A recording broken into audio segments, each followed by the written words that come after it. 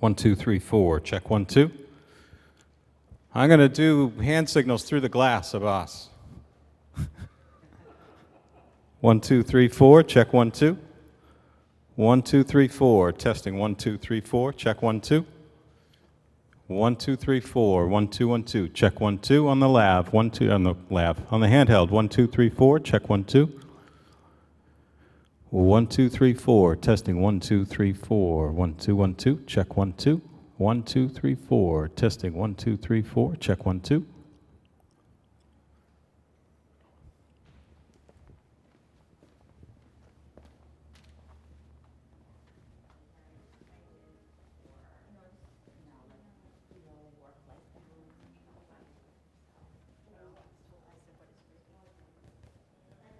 Check 1, 2. 1, 2, 3, 4. Check 1, 2. 1, 2, 3, 4. 1, 2, 1, 2. Check 1, 2. 1, 2, 3, 4. Check 1, 2, 3, 4. Testing. Was that coming out of the... No, what's going on? It's coming out of here. Oh, you know what? So Are you sending HDMI out? probably not. Probably not doing HDMI. Sounds like it's coming out of the projector. You need to. What you need to do is you need to go right. You take the... Does the projector have... Yeah, it's right here. There you go. It's going to be delayed too, so No, sir. Let's see. How long is it? it's 15 seconds. 15? Wow.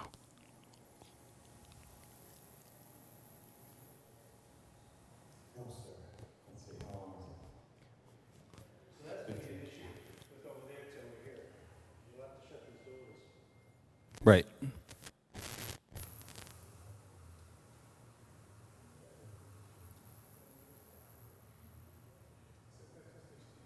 Right. I'm going to back off a little, but if they need more...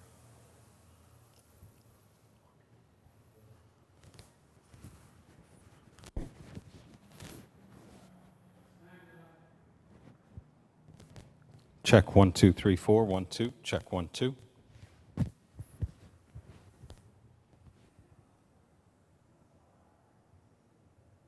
Check 1, 2, 3, 4. 1, 2. Check 1, 2.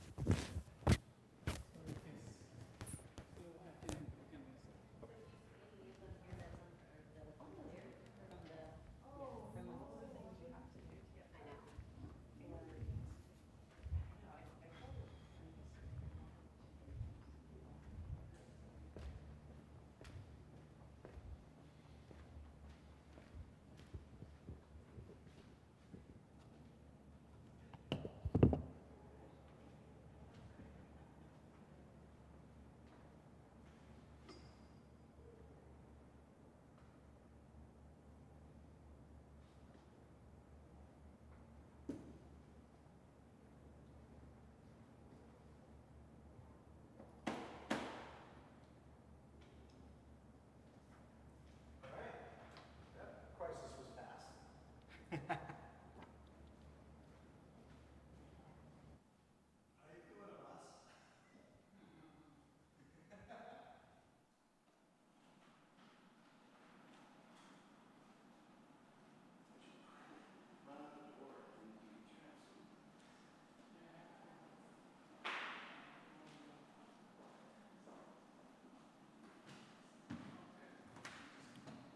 Check 1, 2. 1, 2, 3, 4. Check 1, 2. Hey!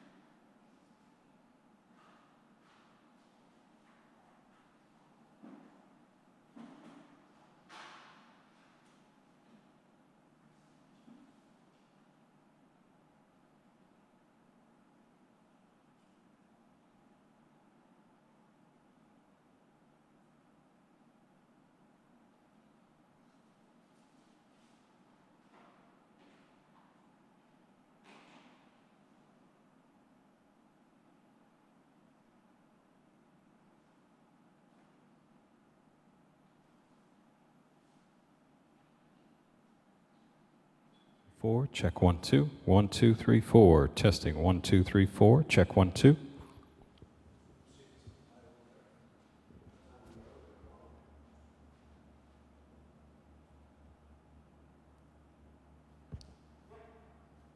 One, two, three, four, check 1 2. 1 2 3 4, testing 1 2 3 4, check 1 2. 1 2 3 4, testing 1 2 3 4.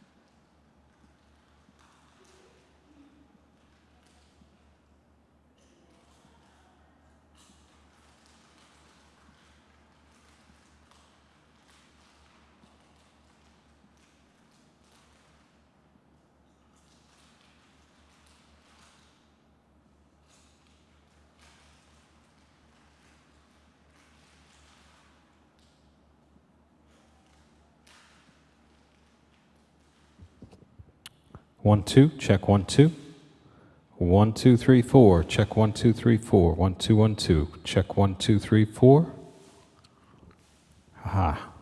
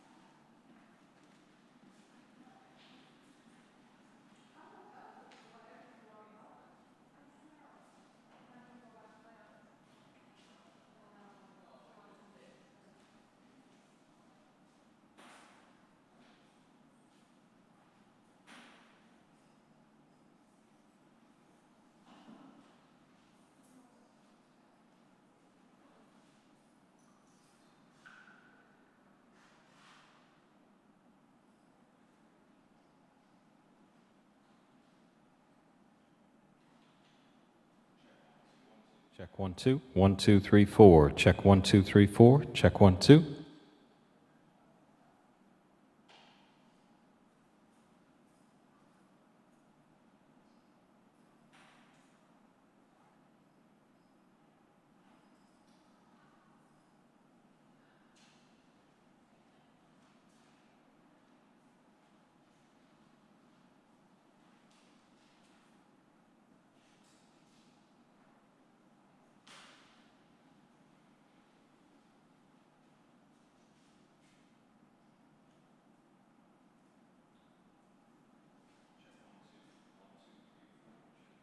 One, two, three, four. Testing 1 2 3 4. Check 1 2. 1 2 3 4. Testing 1 2 3 4. Check 1 2.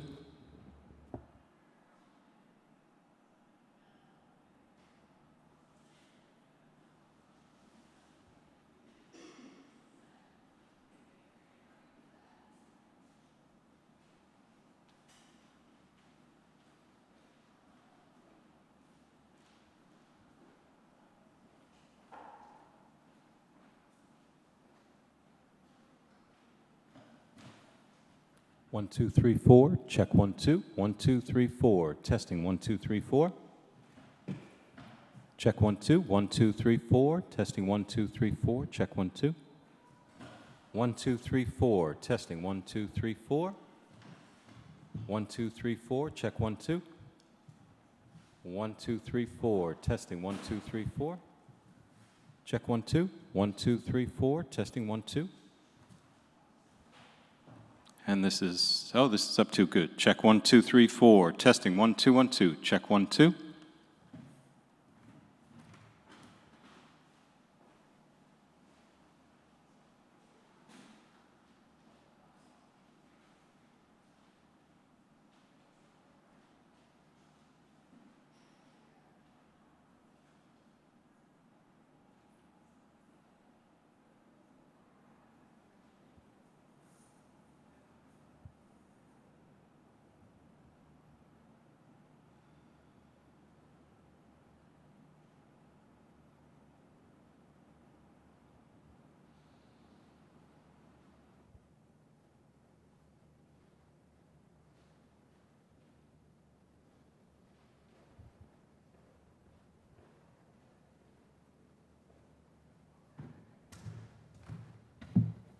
One, two. Check 1 2 3 4. Check 1 2. 1 2 3 4. 2, check 1, 2. 1, 2, 3, 4, check 1, 2. 1, 2, 3, 4. 1, 2, 3, 4.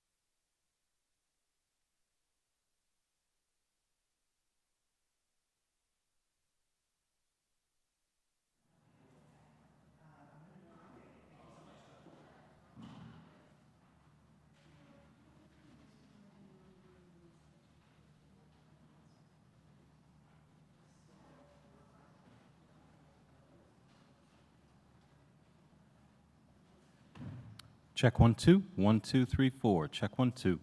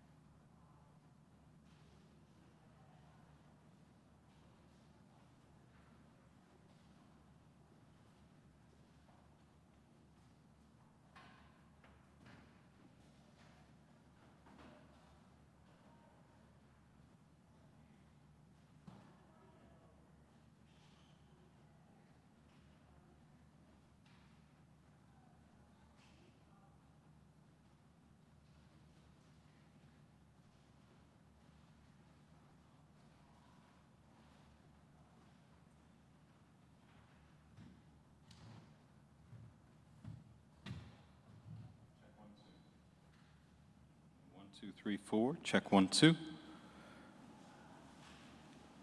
1, 2, 3, 4. Check 1, 2, 3, 4. Check 1, 2.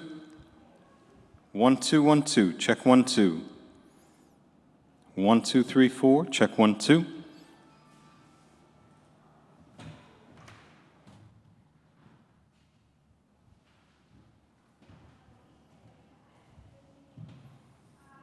Check 1, 2. 1, 2, 3, 4. Check 1, 2.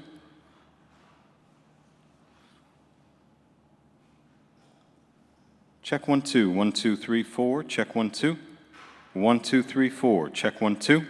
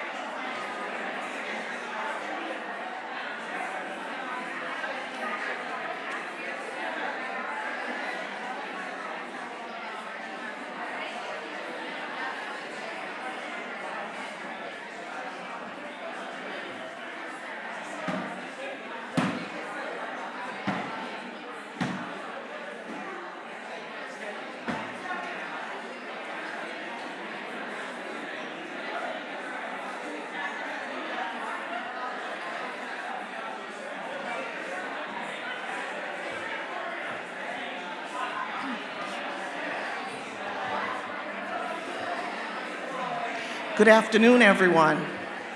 We're going to get started in about 30 seconds, so if you could grab a cookie and some fruit, and then grab a seat, that will be great. Such an obedient audience.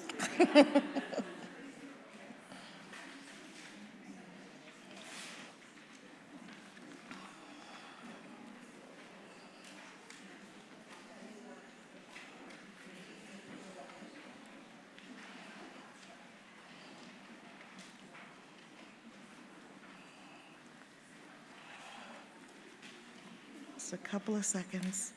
People are going to their seats.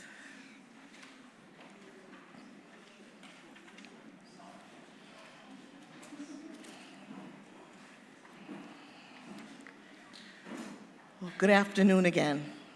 My name is Andrea Kelton Harris, and it's my pleasure to welcome you to this year's summer panel as part of our Diversity Dialogue series.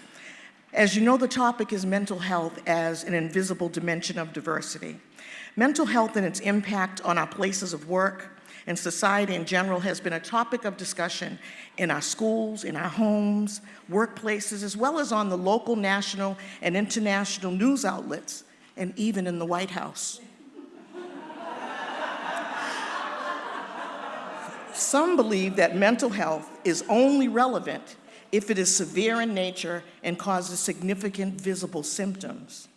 However, a study done in 2017 by the American Psychological Association found that nearly 1 in 5 US adults aged 18 or older reported having some form of mental illness in 2016.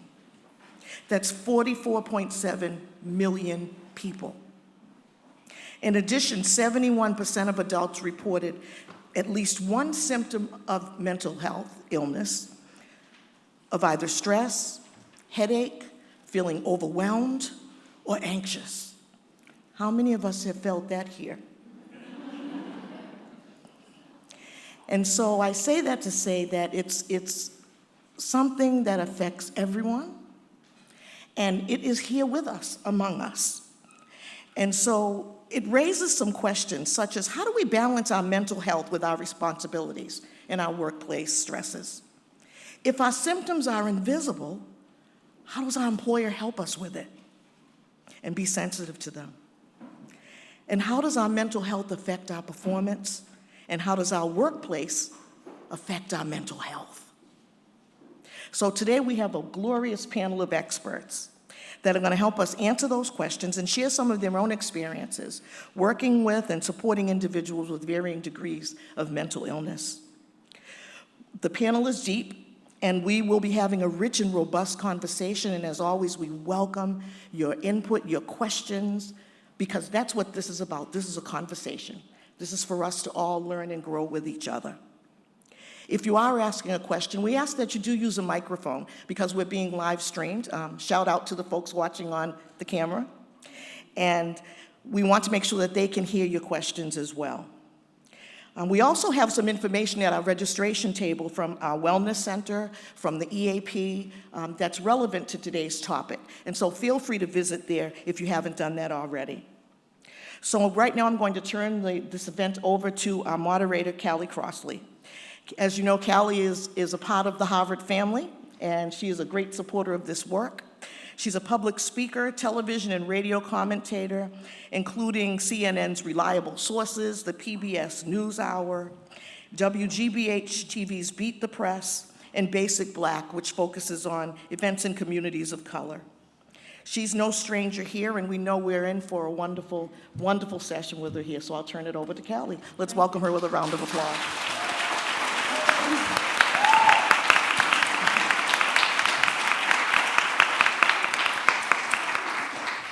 Good afternoon. I'm going to introduce the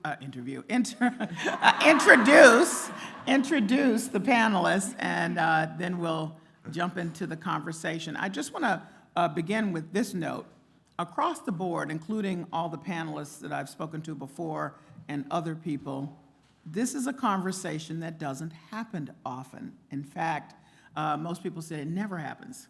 So to have a public discussion by which we can, nobody has to confess anything, but just to discuss some of these issues is so rare that people had to try to think about when was the last time they were aware of such a conversation. So this, in fact, is quite an opportunity for you to take advantage of the people who are on this panel who have expertise in this arena. So first, let me introduce them.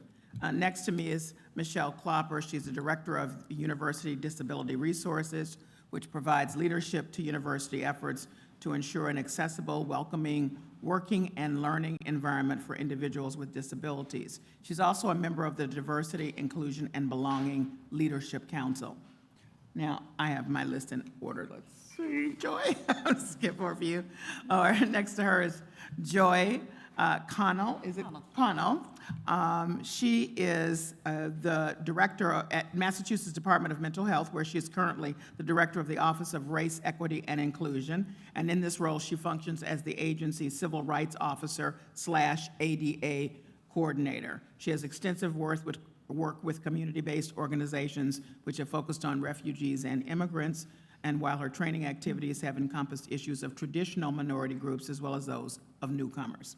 Next to her, Rami Hanna serves as the inaugural Director of Diversity, Equity, and Inclusion, responsible for leading the development and implementation of an effective strategy to foster a vibrant culture of inclusion and belonging for all members of the Harvard Library community. Guided by principles of inclusion, multiculturalism, and social justice, Rami seeks to advance priorities in all facets of the library's collections, services, and spaces by centering on critical diversity scholarship in pursuit of academic and institutional excellence. And next to Rami is Tafawa Haynes, Jamaican, Black, gay, cisgender male, that's part of his description, licensed independent clinical social worker. Now, you told me a clinical social worker at Fenway Health and clinical supervisor at the AIDS Action Committee of Massachusetts. He also serves as an adjunct professor and course lead at Simmons University School of Social Work and faculty on the Transgender Health ECHO at the National LGBT Health Education Center, which is a program at the Fenway Institute. And then finally, Courtney Jolie Loudermilk directs the college mental health programs at the Center for Psychiatric Rehabilitation at Boston University. She's worked in mental health, special education, and disability services in higher education for more than 10 years, developing and implementing collegiate resilience programming. And let me start there because Andrea gave you some statistics with regard to adults and the data that we know about for adults in the general population. So when we started this conversation, my reference point was the work that's being done with college students. And you may know that at this point now, most college students are, or most college presidents and universities are really working hard to develop programs and meet the need of students who have mental health issues and concerns. And in fact, it's a major initiative in most. And I just pulled this article from Inside Higher Education to let you know how much it's on the minds. This is from August the 12th. This is right now. 80% of top university executives say that mental health is more of a priority on campus than it was 3 years ago. So this group, which represents more than 1,700 college and university presidents, all of them said they are working. They've allocated more funding to addressing student mental health problems. 72% of the presidents indicated they had spent more money on mental health initiatives than they did 3 years ago. Here it is. A recent study by the American Psychiatric Association found that in 2017, about 34% of students were being treated for some sort of mental health issue. Now, I raise that because we're on a university campus. And yet, this conversation is really not about the students. I raise it just to say that there has been some attention paid to, a little bit more public discussion, more programming initiative, a little bit more openness about what's happening on campuses. Virtually no conversation about what's happening to those who work on those campuses. And even those who work with those students on those campuses. So that's where our focus is how do the folks that work in these settings, what is the data? I asked Michelle Klopper, what's the data? She said to me, There is no data, but you, No, but you can. no, no, I will qualify that. It's not that there's no data, it's I had no current data. But we do know is that as far as individuals who work in higher education, if we look at us compared to other business industries, we do have a higher rate of employees looking and seeking and receiving mental health services than, let's say, a different type of an industry. And we do have, on campus, we do have individuals in offices that focus on it, but I would challenge us to become more unified and to offer and to think back on how we can collectively put our heads together to offer something that where we're more thoughtful, because we do with students, there's many efforts with students, but with our employees, it's different. We address bullying. CWD has courses on being a better manager. My office will address individuals who come forward to ask for particular accommodation. There's wellness efforts, but we're all fragmented. So I would challenge us to have more concerted, joint efforts. And I wanted to put on the table, because sometimes we talk and we all assume we know what we mean. Well, what do we mean by mental health disorders? This is from the Mayo Clinic. Depression, anxiety disorders, schizophrenia, eating disorders, and addictive behaviors. It can cause frequent stress and affect your ability to function. So we're right at the crux of what you're doing in your work. And in most cases, just to be clear, you can manage this with a combination of medications and talk therapy. But of course, people have to acknowledge that they are struggling with something in their workplace. Now, over to you, Joy. You've got 2,000 employees in the Commonwealth. Over 3,000, actually. Of 3,000 Yep. employees in the Commonwealth. We can guess, based on what we know, that a large percentage of them are trying to cope Sure. in the workplace. And how do you begin to address that? Because this is a self-disclosure situation. Most people do not wish to self-disclose. No, most people don't wish to self-disclose, and I think even in an agency such as the Department of Mental Health, of all places, it's ironic, certainly. The fact is, there's still tremendous stigma. There's a lot of reasons people are fearful or hesitant to disclose this. I think if somebody's fortunate, perhaps, they've got a supervisor who is supportive, someone they feel safe about disclosing and talking to, and so you can begin the conversation there. But not everybody has that good fortune.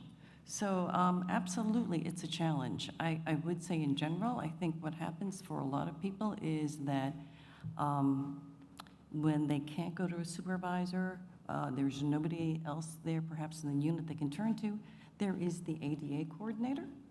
And so the ADA coordinator can help. I think too often people think about the ADA in terms of physical disabilities, but the fact is it covers mental health as well.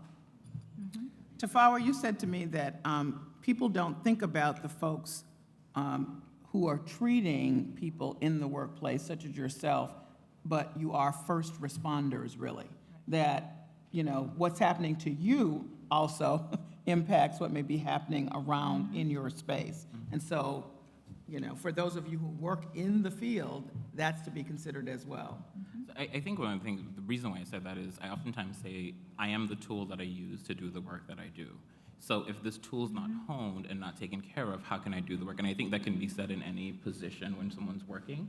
So when you're thinking about being the tool that you're using, how are we honing these tools? How are we supporting the individuals? How are we taking care of the individuals? How are we evaluating individuals? So when someone's being evaluated for performance evaluation, you're thinking about this person coming into you, looking at the job that they do. But then if you're seeing certain slips, so someone's not, for me, I have a quota at Fenway Health, so I have to see a certain number of clients. So I see 28 clients, but I have to book 32 to see 28 based on cancellation. So there's constantly these things that are looking at numbers.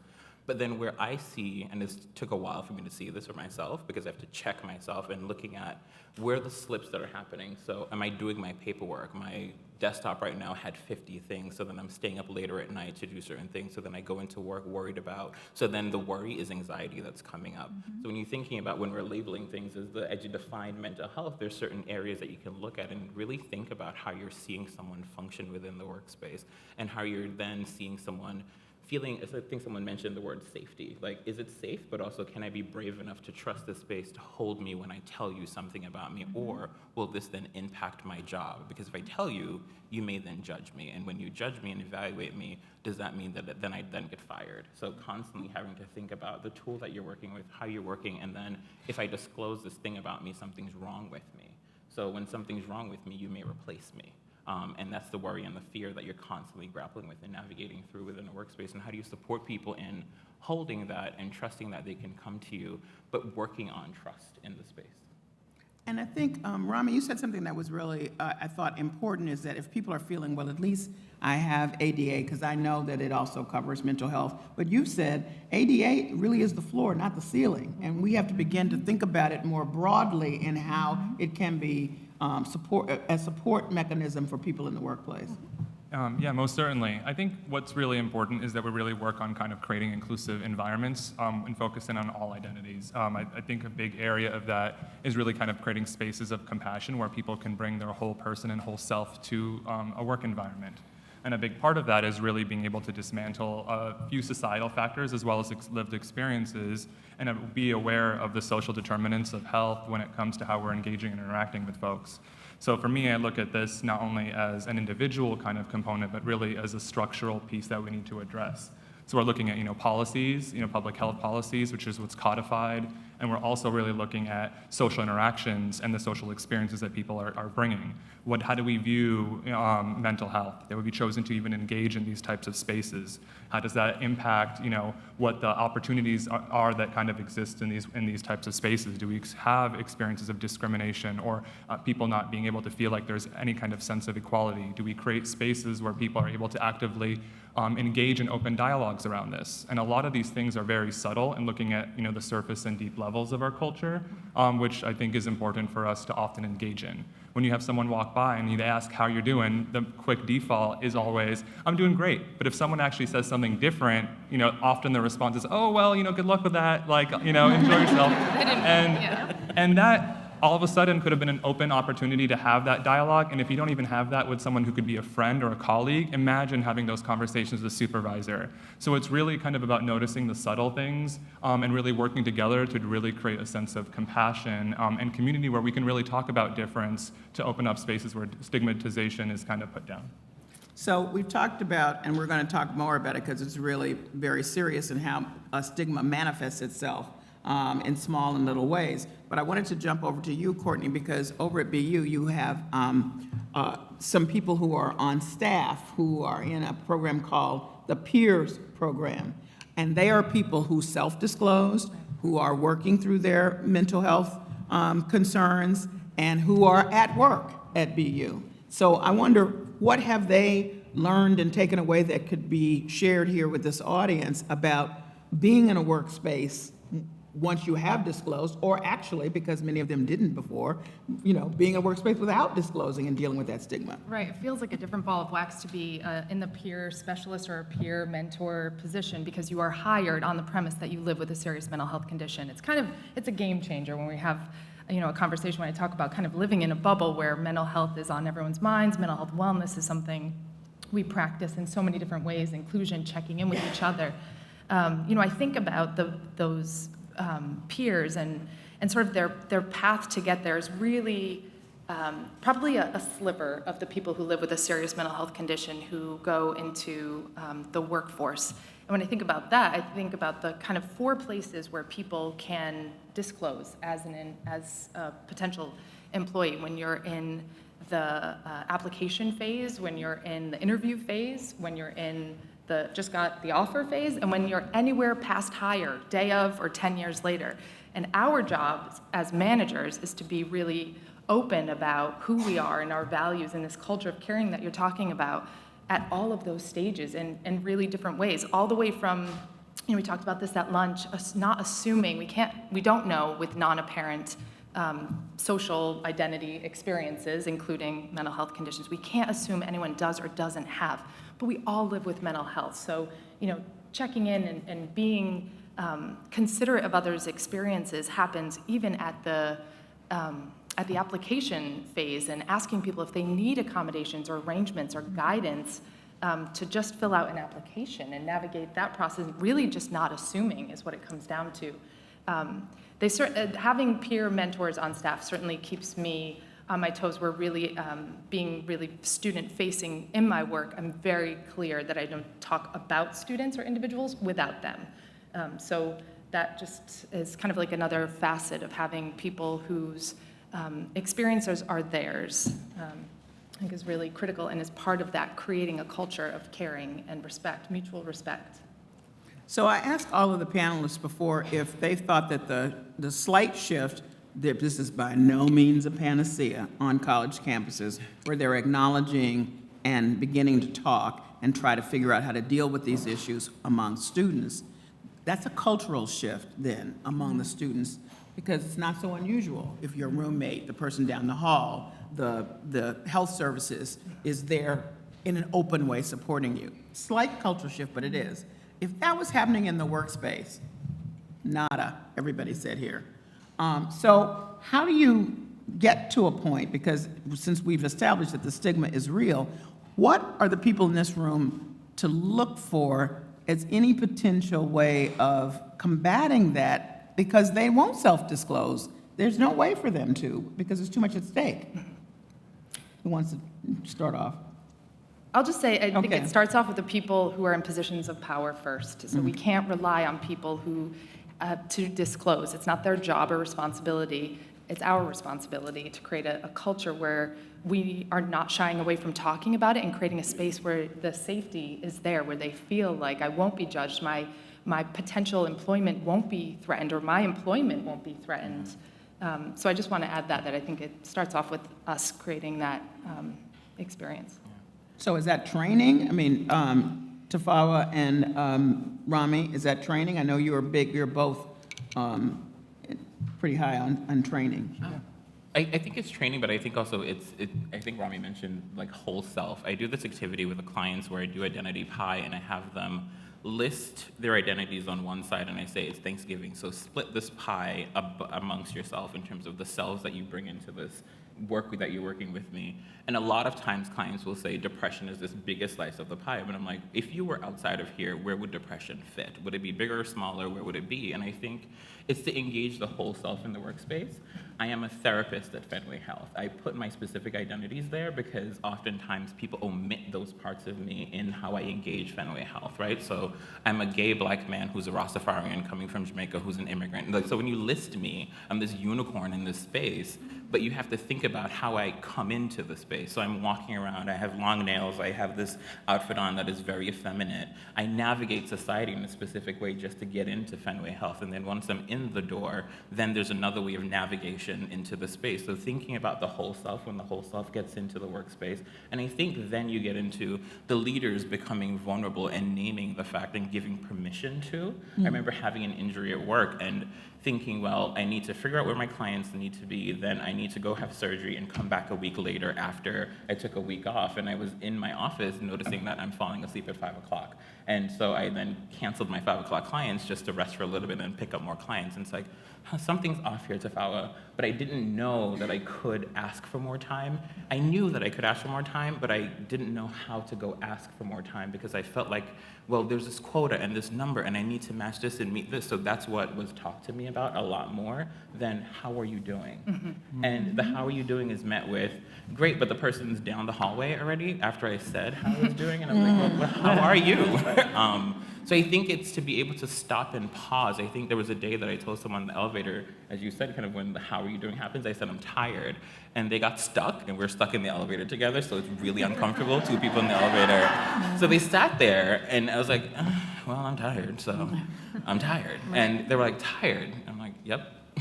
And they got off the elevator with such speed, and I was like, well, I said something. And I think, again, it's bringing authenticity into the space and bringing yourself into the workspace and recognizing that these are people coming into work, and it doesn't have to be a severe acuity of mental health. People are, I think if we look at the world that we're in right now, there's violence abound, there's trauma abound.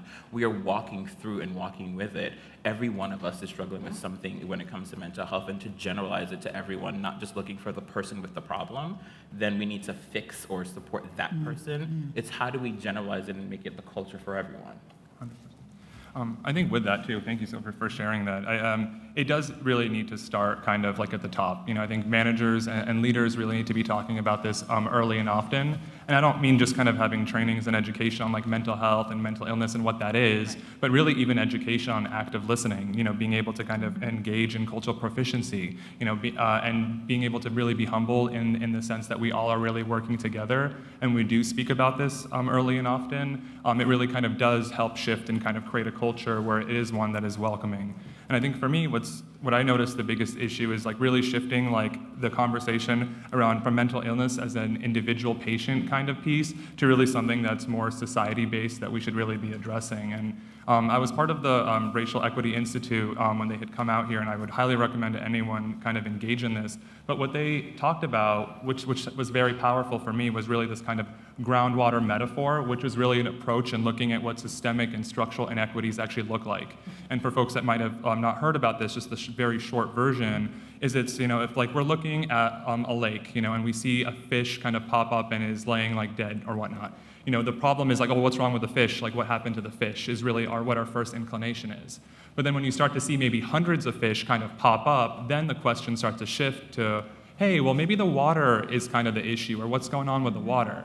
But when we start to see this happening in all lakes everywhere, with 95, like statistically 95% of water is really, like fresh water is underground, we need to really be looking at the groundwater and really looking at this from a systemic and structural kind of realm, which really informs two areas again, back to policies. What policies are we really doing to kind of create spaces that are safe for folks, where people can disclose without feeling discrimination? Or are there policies that are addressing different types of stigma that come up?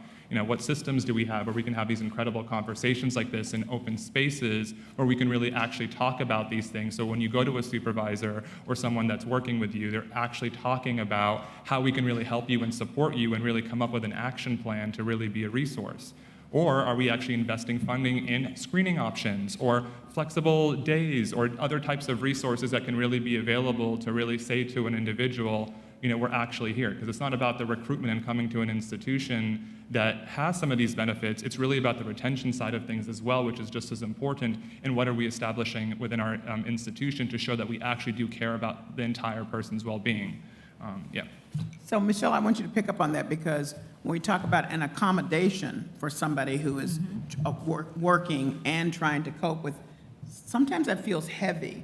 And you want to make it plain that that's not heavy. That's like, following up on what Tafawa said, what do I need in this moment to help me bridge to the next so that I can be a functioning person? But it's not a capital A accommodation.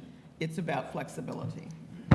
Thank you. I just want to say I'm so delighted to be on this panel. I feel like I'm with my people. So thank you. This is a wonderful opportunity. Was said earlier, accommodations under the ADA are really just the floor.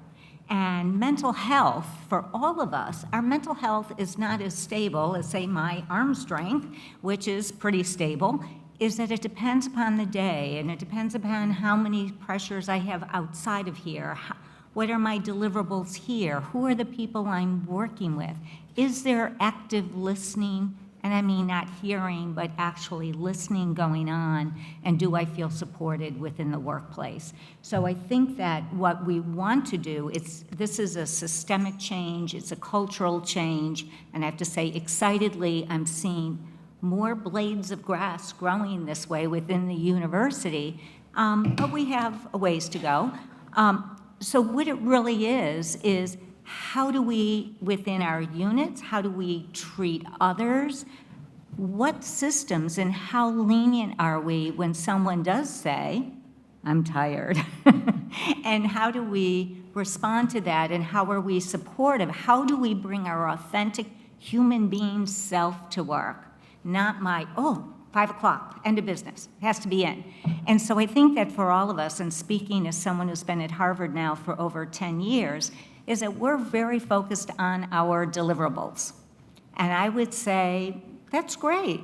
At the same time, we need to be focused on who is developing or delivering those deliverables. So how do we support the individuals, our colleagues, people above us, people below us, and how do we listen and talk to each other? So it is things that we already do have in place, and if you're not embracing flexible work schedules would definitely be one way. But it's also about active listening. It's also about what is really important here. It's really important to be a community. If we're going to be also as Harvard a leader, we need to learn to take care of each other. We need to learn to take care of our community. So it can be in different units, just we're Harvard, we know it might be different in one school or in one unit versus the other, whether taking the time to say more than hello to someone, saying like, I really do want to hear from you. I establish eye contact with you. I'm there for you for that moment. And being able to, and I mean, there's different efforts going on here, is learning to speak up when speaking up is important, and to be able to be your true self and to be authentic. There's places we know that are safe here, and there's places that aren't safe. And so really the challenge, and there's no one size fits all, but it's going to be a different plan for depending upon where you are. And I know that from some of my past conversations with Courtney, part of it is self-care.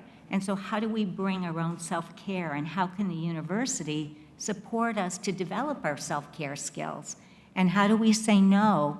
And how do we know when we are the important person and not the deliverable? So there's no easy answer, one answer to this. It's really multifaceted. What does not being safe look like on the ground level? Oh, Just give me a couple examples.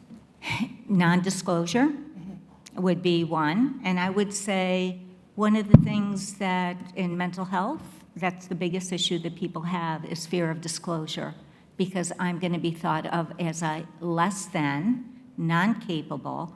People are going to start being vigilant over my work product. So that's what's not being safe. Then I cannot engage. I cannot bring my authentic self to work, because all my energy goes into my self-protection. And so also, if I take time for myself, I mean, let's face it, we're all here because of many different reasons, but we enjoy being part of this community to a certain extent. And so it really becomes this whole thing of, this is where my energy goes. I cannot bring my best self to work. And the only thing I do is drive myself in the ground even more. So I would say there's work to do, and I think that it needs to occur at a local level with support from the top. Top down, bottom up. Joy, you want to So jump in? Kelly, if I can just say, when you ask, what does that really look like, when you're not in a safe space on the ground? So I'm delighted to meet Courtney from BU Center for Social Rehab, because I was telling her earlier, one of the articles that I use quite often in my trainings with managers around ADA is from her colleague, somebody at BU named Zlatka Rusinova, who has an excellent, excellent article on what it's like to be a person in the workplace with a mental illness. And she really breaks it down. There's a chart in there, talks about two domains, talks about work performance and what happens then, talks about changes in expectations, very often diminished expectations, people really giving all of a sudden really meaningless and unfulfilling jobs to do, or very simply being pressured to resign, really being forced Openly. out. Yep, yep. The other domain is really around social interactions with colleagues and how that changes as well, and how once the disclosure happens, how those relationships change. And somebody that you thought were having perhaps a friendship with, somebody maybe you could socialize with outside of work, all of a sudden that changes. The person withdraws. And, Just imagine how painful that must be. You know, we spend so much of our waking time at work at these jobs, and to have that happen has got to be awful. If I could just piggyback on some earlier statements. At DMH, at the Department of Mental Health, we've actually done a lot of work in trying to develop our peer workforce as well. So we actually have a whole career ladder, mental health counselor 1, 2, and 3, mental health coordinator rather. And I think it's really interesting when we talk about mental health versus mental illness. Yes. Because in my role, so I'm taking all the data for all the new hires, it's been really fascinating for me to see that for many of our peers, they do not check off that box, disabled, because absolutely, you know, they may have this diagnosis, may have this, you know, history, but absolutely do not see themselves as disabled. I think we That's need. at the Department of Mental Health. Yes, just so we're clear about that. Yep. Yeah. Yes, Ronnie? I'd say, like, we need to really, like, you know, to touch on that, need to see mental health as important as physical health. You know, when someone is visibly injured, there is this, oh, you can go talk to a doctor or go see a doctor, and there's no question or thought or stigma associated with that.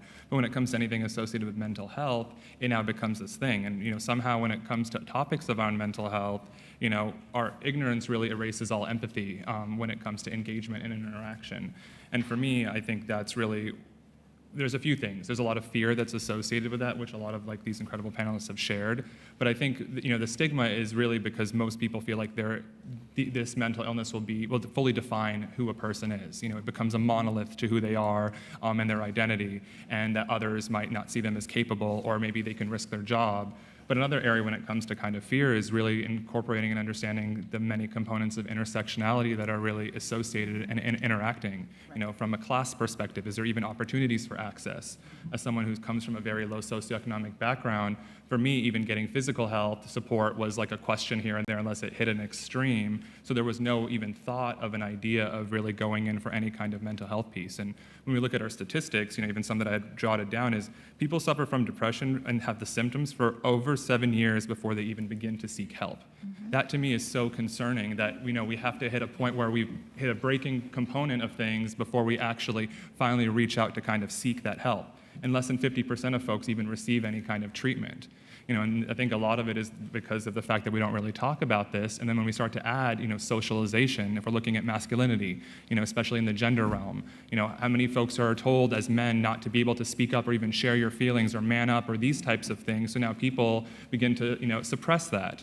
And then if certain different types of gender identities are talking about this, is this now being considered a women's issue or other types of issues? Or even lately with statistics saying that 70% of people that were recently surveyed, I think at BU, talking about folks who identify as transgender, gender nonconforming, or have different kind of gender expressions, that they're 78% more likely to kind of experience or meet criteria of different types of mental illness and mental support that they don't really actually are not able to get because they're not engaging in these types of conversations. So I think, again, the conversation like this needs to happen early, happen often, and really kind of be aware that there is a lot of cultural stigma that's associated with that, and even looking at the different dimensions of identity as that intersects with mental illness and mental health.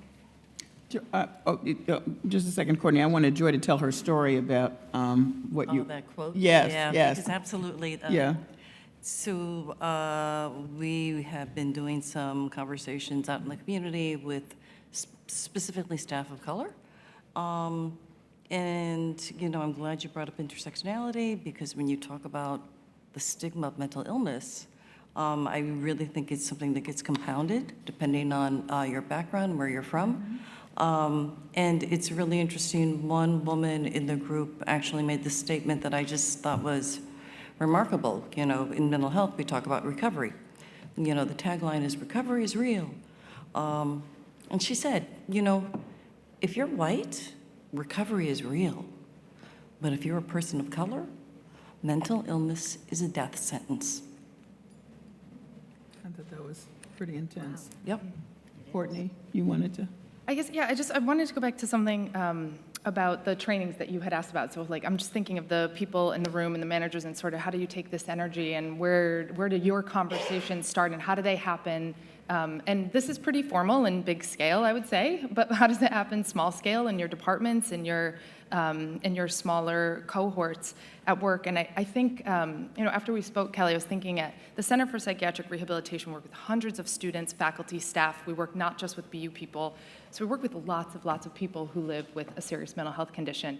And even in the day-to-day listening and responding that we do, we still do 2 times a year for all staff, veteran who've been there for the 40 years we've been up and running, to new staff, suicide prevention training. It happens to be more around, student interface and kind of that, but that applies to your colleague. Those are the same skills as being aware, and it's everything that we're hearing is that creating a culture of caring starts with us just noticing and telling someone, I noticed this.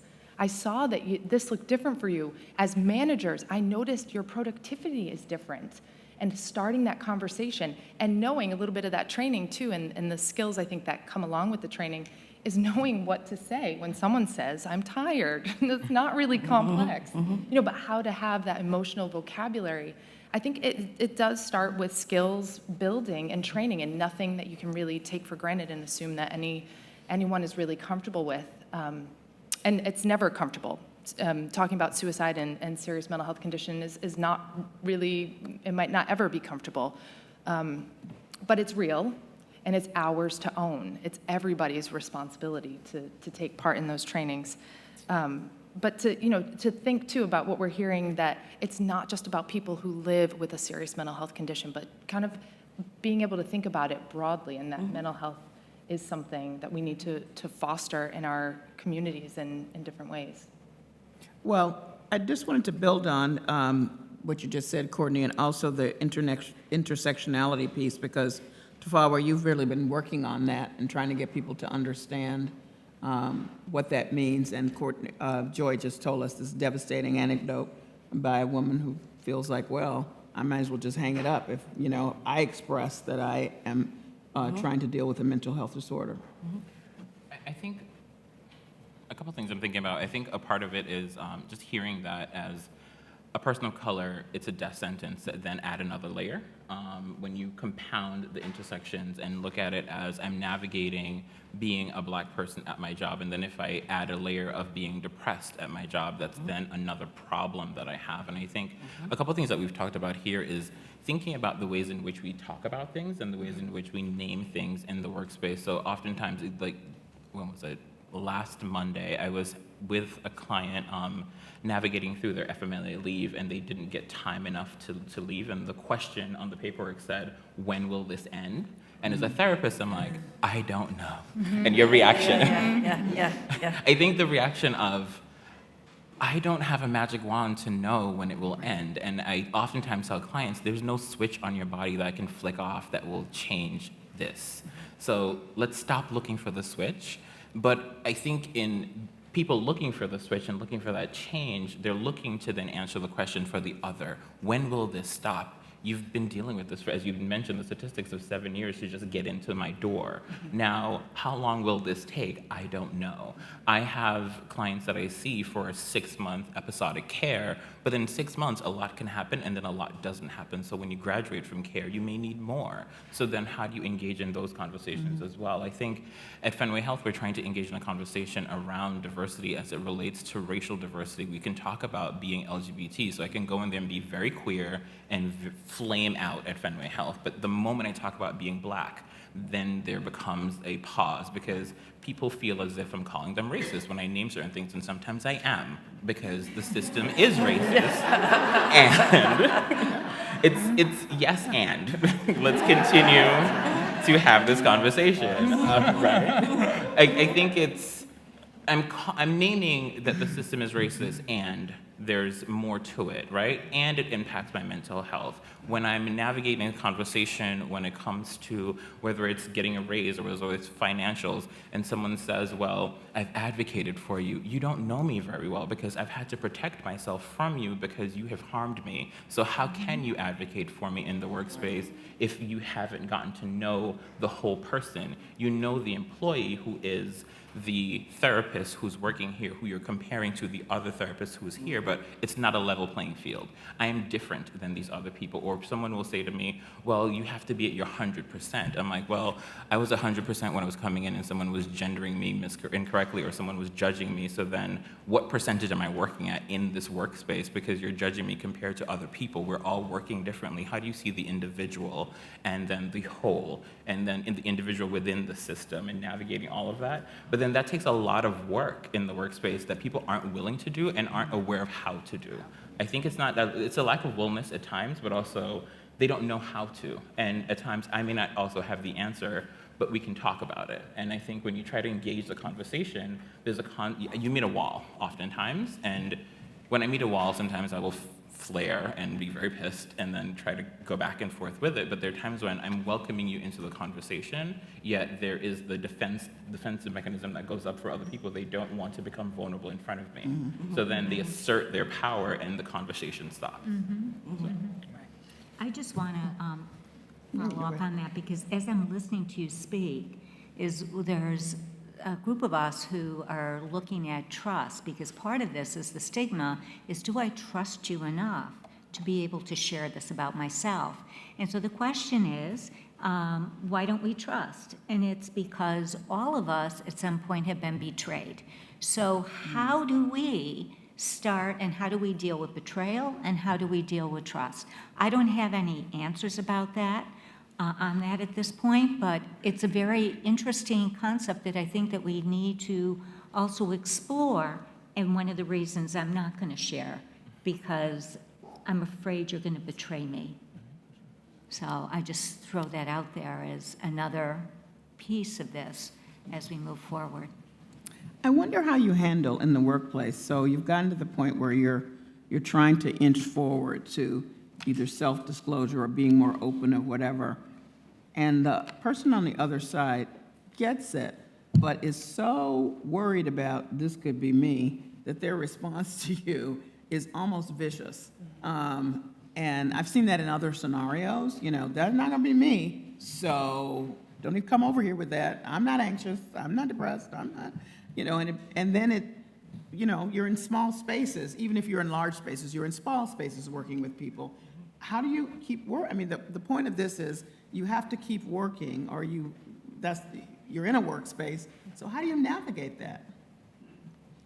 Anybody got any suggestions? I can share a little bit. Well, first, I think it's important to, even going to the beginning and breaking down, mental health and, mental illness. We're looking at emotional, psychological, and social well-being, right? And mental illness is we're looking at kind of collective, diagnosable mental illnesses or health conditions associated with, changes in thinking, emotion, behavior, or distress. But I think there's this assumption that exists out there that folks who are experiencing any kind of mental illness are not able to still be very high functioning and do incredible work. I think a lot of the times, people that experience this are actually incredibly able to do that. I know I am, where I can come into spaces and have a presentation like this and be totally on it, and then the next moment things can kind of shift. So it really is not even about always noticing that there's again this monolith or one type of warning sign or these types of pieces, but really about how people cope in different ways and the different types of support that they actually need to really get that help.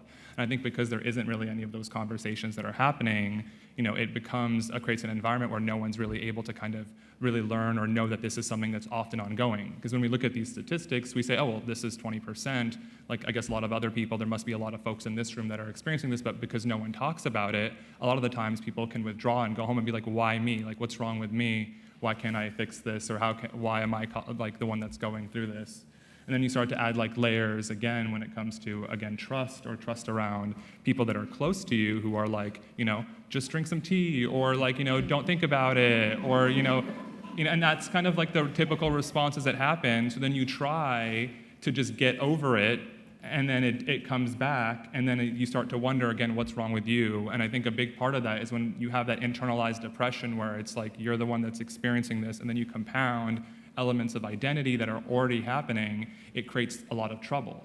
But one thing I also feel even in the diversity side, to answer your question that we need to be really considerate of is, the binary that exists around whether you're racist or not racist, or you're good or bad, is a disservice, because what it does is it creates that we know when someone is actually causing harm because we know what this actual individual looks like, when in fact most of the things are actually underground. When I talk to other people with diverse identities as well, the microaggressions that are happening on a constantly daily basis are impacting that trust or whether or not someone feels comfortable coming and talking to you. If you've already experienced so much of that, even if it might be unconscious or subtle, those are the things that really kind of create an environment whether someone would want to even feel comfortable disclosing something like this or sharing something like this. And I always like to move away from cultural competency, because it's really about proficiency. You don't hit a point where you're woke and arrive, and now you know everything about diversity and how to interact with people. Like, this is a lifelong journey, and I know all of us in these spaces are on this journey, and it really is about constantly educating yourself and putting yourself in an environment. Just like we can say with different things we do in work that we have to work towards learning in order to really create an environment where we can educate ourselves in this. Diversity is the same way. You have to actually be educating, taking your time to learn, and with all the technology we have nowadays, to be able to educate ourselves individually as well. Those are the things that I always encourage and engage folks to kind of do. Or programs like this one, for example, which I'm so happy so many folks are out at. I asked each of you about best practices as you knew them. I think, Joy, you mentioned to me Canada and Scandinavia. Was that you? Yes. Canada has this wonderful program, and I apologize, I can't think of the website right now, but it's really, if you look it up, it's really pretty cool. You can actually subscribe to daily briefings. So there's tips there. They even drill down, have like role plays for different situations, different scenarios that you might be experiencing to just, help you think how you might do this if it were applied to you. It's really pretty remarkable. So there's a tremendous set of resources there. And it's really all geared to try to make the workplace a safe environment. Courtney, what did you learn? Because one of the things that you spoke to me, since the BU is dealing with the students, well, the students graduate, they get jobs. And now they're out in the workplace as young workers. Right. A little bit more, not fully completed, Rami, but a little bit more woke about some of these issues than others may be, because I'm told you about the cultural shift that's happening on campuses, but yet, how have they been able to, develop a space for themselves in a way that perhaps we can learn from? That's a really good question. I'm thinking, too, of even those students who feel really comfortable and confident, even as Joy said, those peer specialists who are stepping into this position knowingly outing themselves as someone who lives with a disability and still not checking that box. Those students who are at the forefront of minding your mind and active minds on your campus and really championing mental health, step into the workforce, it's a different ballgame all over again. And so I was thinking about, even to the end of best practices, the World Health Organization put out something recently around the most utilized accommodations. This is, so really basically, this is for people who live with a serious mental health condition, adjusted schedules, which might include reduced hours, adjusted duties and responsibilities, and adjusted supervising and training. And when I read that, I thought, so an employer knows their employee and adjusts things accordingly. We're like kind of treating each person for who they are, the strengths and challenges they present with, and sometimes it takes work. It takes work to give someone a responsibility, and if it doesn't go well, figuring out with them, why? What did we learn? What do we do differently? That's any of our employees or colleagues or anyone we work with. Is taking that time and investing that time and and that's part of creating this culture of caring, this matters, you matter. So I think that's really interesting. That to me is universal design. That's just being a good manager who says, I gave you a 5-hour work week. I said you could work from home and you did and nothing got done. Well, and checking in and kind of owning that. But you had asked a question too about sort of can you repeat? I'm very interested in best practices and what you've taken away from in the world that you live in that you can present here that can maybe be implemented now for those people in this audience. That's all. Yeah, those feel like the big ones. I guess maybe to the end you were talking about the students transitioning, and to go back to that. Yes, into the young people into the workforce. Into the workforce, yeah. Those students that we work a lot with, we help them tell their story. We help them tell their narrative. That's sometimes the elevator pitch and not their full medical history of who they are to get what they need. And we kind of going back to that model of thinking as going into the workplace, I could either disclose in the application or at some point in the interview process or, and so forth. we help them kind of find the words and tell their story, the truth about what they need to access it.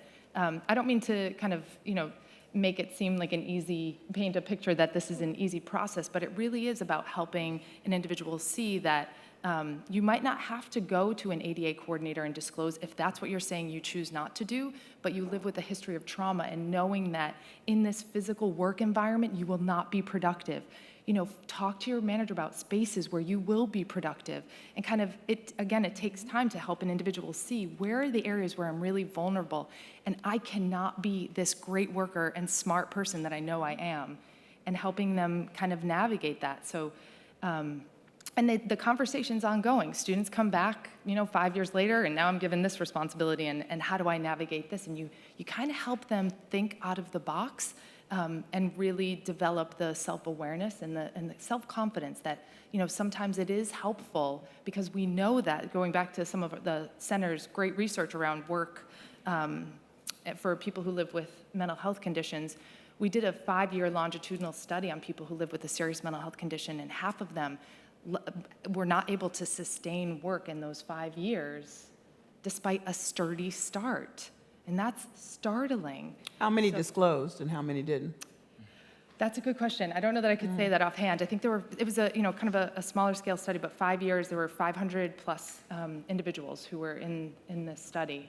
And that's a really good point. And I guess what I'm getting at too is, for people who are people, and take your manager or your worker, whatever hat you might be wearing that brought you here, and you just think of yourself as a person and your individual experiences, I would say that I fully believe that you have full agency over what and how you disclose and when. And it doesn't, again, always have to be sort of the full story, but rather, a crafted story that can still get you what you need to be the valuable workers that you are. Can I add to that? Sure. I would totally agree with what you're saying, Courtney. When people come to our office to disclose, is we will give them actually that exact same advice, is what do you need to share? What do you feel comfortable sharing? Maybe it's already something that we have in place that they haven't taken advantage of, or to find the right words to be able to ask, because you don't know how the information is going to be received on the other end. So it's baby steps. So what can I do by giving the least amount of information so I feel like I can preserve my status, my self-protection, before I need to give more? And it really needs to be individualized, and it really needs to be able to address what is this position, why is this position created, what is expected of that individual. So and it may not work. It might need to be done provisionally, and it might need to go back and forth. So I think that's the other thing too for managers to be aware of, and also for the employee, that just because you put something in place, it may not be the end all. It still may require negotiating back and forth. Mm-hmm. And that's good, because I would say myself, as someone who, I would say my health is also too on a continuum. I want someone who respects me, and I want someone who's able to be flexible with me with the ups and downs in my own life. And so that's what we need to keep in mind, is that the other person too has the same situations that we have in our lives, whether or not it's a major mental illness. But that's the way we need to approach this, is with respect. Yes, Ron. Just a tip to folks who identify as managers or leaders in these types of spaces. When in my past role, I served in the director diversity kind of role, and then also as a Title IX officer. And a lot of the education I did as an advocate was really kind of on bystander intervention, especially in engaging around sexual misconduct and gender-based discrimination. But as I translate that kind of into engagement, I really encourage folks to, when they're having these conversations, to believe them when they're coming to you and being very vulnerable in these types of spaces. And so sometimes when there's a power dynamic, it's a lot of work and a lot of preparation to even be able to come into those spaces. So understanding that dynamic is really important. And a lot of times folks might not really be looking for actively engaging in a way to create a solution, but maybe they just wanted to talk to somebody and feel like they were heard. And sometimes that alone, just being able to sit there in that space and be able to just share and have that conversation, can be extremely liberating, and knowing that that you were heard or received, sometimes alone can be enough of a powerful way to kind of engage. So really kind of in thinking about how people are talking to one another and how people are engaging, understand that that's kind of a big component. But really, because it comes back to what everyone said from the top, making sure that folks who are leading in these spaces are talking about wanting to engage in mental health and really being able to create environments where people can have not only the standard set of reasonable accommodations, but how can, Michelle said, individualize a way to really support you in this environment. Does that mean a standing desk? Does that mean giving you time to work from home? Does that mean me not having to actually get an excuse every time you take a vacation day as to why you're actually taking this time off, instead of this is just a health day that I might need, without having to give you my whole story? And those are the small kind of subtle ways that collectively create powerful environments where people do feel that sense of belonging. So those sound like best practices to follow. Do you have best practices you would offer? I appreciate all of these because I think from the mental health perspective, I like all of these, but I think for me being a clinician in the kind of micro view, I want to step out of the micro and look at the macro and look at policies in the written word, because I think oftentimes we're so wedded to the written word that it hasn't evolved to match where people are now. I think the written word has been written when and then, but it has not evolved and changed, and I think there's oftentimes this rigidity to policy says this. Yet understanding policy and then figuring out how do we evolve policy, how do we evolve the workspace that we're in, and then to evolve the culture outside of that. Because I think everything everyone here is saying is great, yet if we don't evolve the policies, then people get stuck in, well, it says it here that you should be doing this and this and this, and you can't take this time off for this. So, but then when someone hears that, they hear a roadblock, so I'm going to back up from you and not do that. So I think it's questioning, okay, policy supports me in supporting the individual that's working, but if the policy hasn't changed, then I'm not actually supporting anyone. It's only supporting some people who are functioning in a specific way. So how do we evolve policy and flex it and make it flexible? People can be flexible, but the written word oftentimes is very rigid. So how do we flex that and evolve it over time? Did everybody give me their best practices? I just wanted to say something very, very basic, very fundamental, and I don't know how you all do orientation for new employees here, but we were sort of looking at what we do at my agency and realized there was some very basic stuff missing. And so I think particularly about the employees who do sort of, who are in a hot spot, who are in trouble, and no, don't necessarily have a supportive supervisor, don't necessarily have anybody else there in the unit or the team they can turn to. For those folks who are really suffering on their own, I just think it's a very basic thing is make sure that people know what their rights are. You know, make sure that they have that information and make sure. So when we were looking at new employee orientation, I was kind of like, well, gee, if I were a new employee, I'd want to know, well, if things go sour, if they turn south, you know, who can I turn to? Who can I talk to? And so just the basics, make sure they have the information. Okay. All right, I want to open it up for questions, and I left plenty of time so that you can ask some substantive ones of this well-versed panel. And there's a hand right there. Go ahead. No, I'm talking to you right here in the purple. Yeah, okay. Oh, right, okay.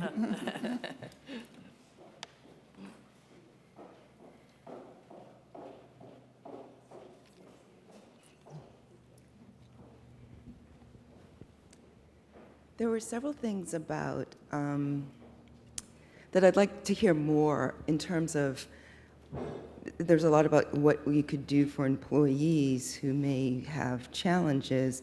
I'd like to hear more about what can be done for the management, officers, supervisors, because in my experience in workplaces, how people are with feelings and how people are with needs dictates a lot of things. And so several people had this sort of, someone asked me how I was doing, and I said something other than the standard fine. And in my experience, someone's having some feelings about you're having feelings, and they can't navigate them well, so they do some things. Sometimes they disappear, sometimes they, you know what I'm saying? And then needs. You're asking people to be able to say what their needs are.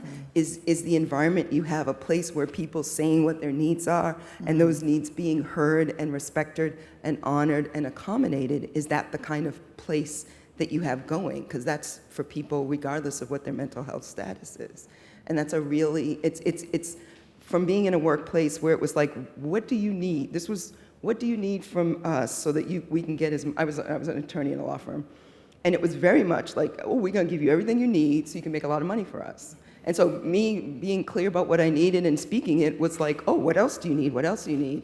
Because you see what I'm saying? And then there are other places where you could identify some, and it's just not, well, that's your problem that you're supposed to sort of, I'm confused by that. Okay. Yeah, so. Who would like to tackle? I think for me, like saying I'm tired in the elevator, a part of it is authenticity and saying, thank you for sharing that with me. That's different. Recognizing and acknowledging the difference. If I'm sitting in a supervisory role with someone, oh wow, thank you for letting me know that. What else is going on? So leaning in more versus trying to figure out what the need is. I can hold that in the back. There may be a need behind this, or the person for the first time said something different. So for the first time, then acknowledging that there's a difference in how we're communicating, and I appreciate you communicating this way with me, and thank you, exploring how did we get here?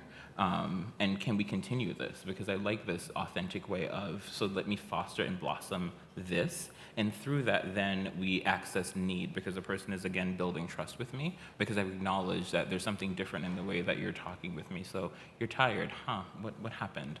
So exploring and leaning into it a little bit more, holding the question of what do you need first, because again, it's, if a client comes in a session with me and I say, what do you need? It puts more work, because now I have to figure out what I need, but I actually don't know. So, all right, how do I tell you what I need, right? Things. Okay. I had how people handle feelings Okay. and how people handle needs. Yeah. And so that to me was how people handle feelings. There was something like you're not doing the whatever their feeling was that they were uncomfortable with, that they couldn't presence to you. And so they did the runaway thing, which is a separate conversation than needs. Like that, I'm not, but I'm serious. Like the amount of like vast difference between people's ability to like notice what they're feeling and then be able to be present with it, and then you have some feelings, and then me be able to be okay with them so that we can navigate. That's A lot. well, I think it could be kindergarten, but for sometimes it feels graduate school. Right. I think it's a lot, and also I think one of the things that we haven't named is that at work, I'm not supposed to talk about my feelings. Yeah, I'm here to work. that's right. So I think that's, like, what are we operating on? Are we on the same page? Because you and I may be at work and we talk about our feelings, but then someone else hears our feelings and they're like, well, why are they talking about that? And it becomes this, what is the culture in this space? Because you're not supposed to do that. You're not supposed to talk. Like, in my department, I will go get a client and walk back to my office. In my department, I call it like, it's a library. No one talks, nothing happens. People don't even say hello to me with a client with me. I'm a therapist. My client needs to know that I talk to other people. Someone likes you there. Exactly. It's like someone likes me, like, hi. And, or when clients come in and they're like, yes, outfit. And I'm like, shh, like, let's get in my office and let's talk about the outfit. Like, I'm giving you life here, but like, but it becomes this culture of we're so buttoned up and so tight in the workspace that then I can't be myself. But my client sees me and I emote one way with you in my office, but that's my private space. So I close that off, but then my supervisor may not get to see that interaction. So it's how do you create a space where people can be people in the workspace while also being workers in the workspace and holding both things to be true and navigating that, right? I also think there's another space is that as far as feelings, is that we need to be psychologically aware, take a self-inventory of where am I at this moment in time, because I might be someone who can deal with feelings, but I've hit my limit today, or you're starting to talk about something that hits too many hot spots for me, and I'm not the best person to talk about those feelings. So I think that's one of the things as a manager we need to be prepared for, is that what do we do in those situations? Because what typically happens, and I make an assumption this is what you were referring to, is some becomes avoidant, is I see you coming, I'm going the other way because I can't deal with your feelings. You're too intense for me. It's something that makes me too uncomfortable. So I think that we have to know what are the options, and especially as a manager, of where else can we go? Because this is something I don't feel equipped to be able to bring my best self to this situation. So, and it will depend, like I say, it will really depend upon the topic. And so it behooves us as managers to know what other resources are available to help us, to maybe educate us, or maybe we're going through that same thing right now, and we will be non-productive. But we do owe it, and I think this is something that was said, is that we do need to acknowledge, like, I hear you, but I'm not the best person to be able to help you through this, and let me find someone, or whatever the case might be, I depending think on that's what you're important saying. to underscore that, that in every scenario, there should be some understanding of what the resources are. And I believe, Courtney, I was talking to you about whether or not there are institutions like this one that, of course, would be very well resourced. But if you don't have a sense that there is an investment in those resources, that you know about them, might as well be someplace else where there are no resources.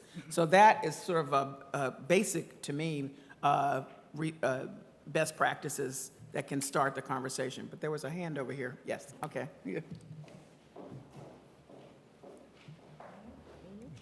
Yes, you. So I'd like to actually raise the topic of a critical resource, which is employee assistance programs. And I'd like to bridge to that first by mentioning two topics we've discussed, which are stigma and need. And when I was a student at the Simmons College School of Social Work, 1,000 years ago, read a wonderful book by Irving Goffman called Stigma. And Goffman defines stigma as the discrediting of identity. And I know that that applies to people. And, the discrediting of identity really is about then the fear of extrusion from the group, of abandonment, the loss of, attachment and relationships. And it can apply to people who do not fear the loss of their job.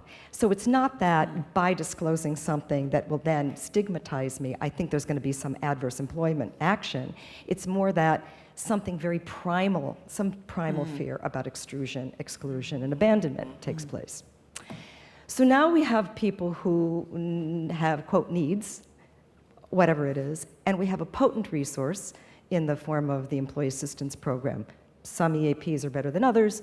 I think the one at Harvard is pretty good, very high utilization rate, but still hard to get people to go.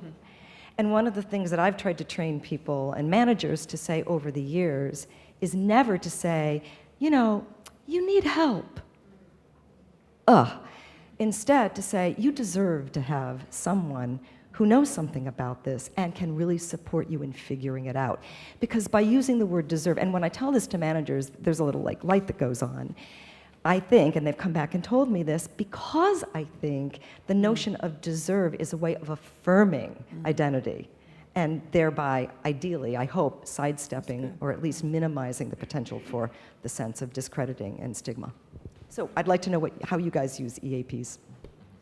Well, I guess one thing for me is humanizing the resources that kind of are available. So yes, EAP is incredible, and we have behavioral health on campus, as well as Center for Wellness and Health promotion. And for me, sometimes when you have an individual that you can actually direct someone to and know that name, like Ramona Dvorak, as a woman of color who is in these spaces that's really doing this work, it's very liberating, and it feels like there is that resource versus here's a number, and hopefully that will be something that's there to help you. So sometimes, again, it really requires everyone that is engaging in this, being open, talking about it so that they know that this is a resource that is available, that is effective, that has helped and worked. But similarly, in my last role as a Title IX officer, a big part of it wasn't just that if you need support, go to the Title IX office. I think it's somewhere on whatever floor. But it's Rami Hanna is an incredible person who's able to be a resource, and sometimes even walking that individual to there or handing them that number or directing them to that resource can really be that powerful component that would really shift someone actually utilizing that versus on your own. Hopefully, you can call this resource, and maybe that will be an effective component to you. Well, that's good. Person in the back? This gentleman in the back, right over where you are. Okay.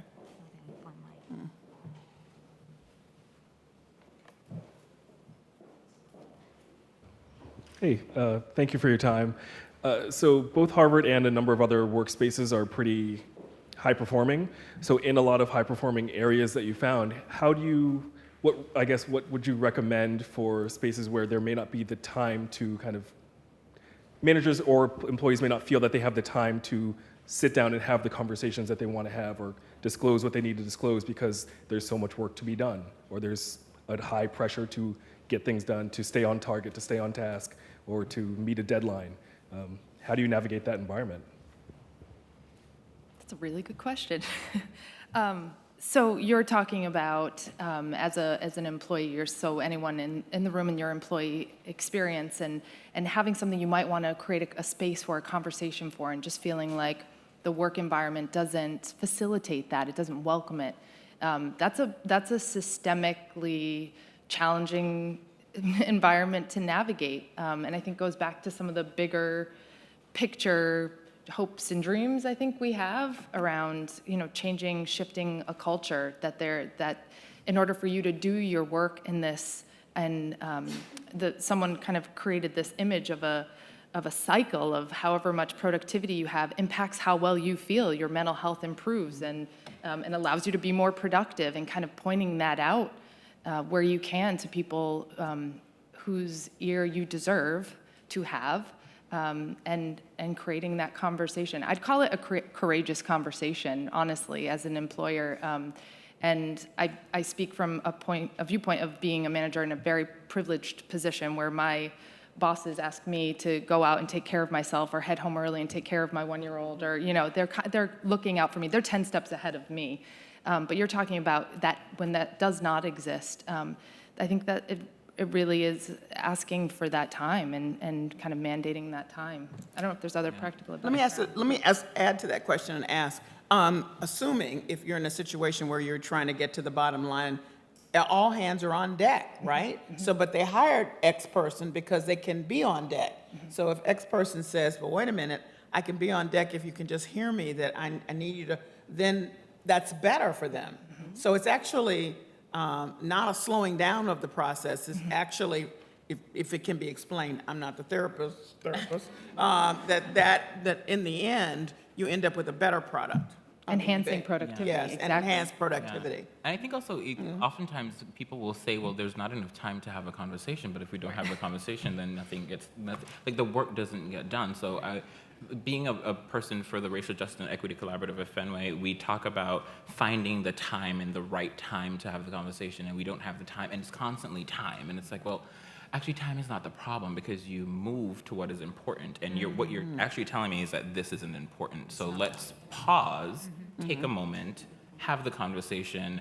It will actually give us more time, because what is happening is I'm wasting so much time telling you that I have a problem that then the work is actually not getting done, or it's not actually a waste of time, but my time is not being used effectively because I'm now trying to figure out how does Tafawa function? How do I function within a system that is not actually hearing me? So I'm fighting both for the work that I need to do and want to do, and also fighting for the rights that I have to be able to be a whole, full, actualized person within the system. But if you acknowledge my need for this time to pause, let's have this conversation, let's make it a very important conversation and respect it, and then also do this is both and, not either or, because I think oftentimes it's as if I'm taking and stealing away time, right? But it gives us more time if your workers are happier, if I'm actually able to have a conversation. I spent 8.5 years telling people that we need to have a large conversation around race that impacted my mental health. And then I think for the 8.5 years, I spent so much time trying to do that, then I got to the space of like, I don't want to do this anymore.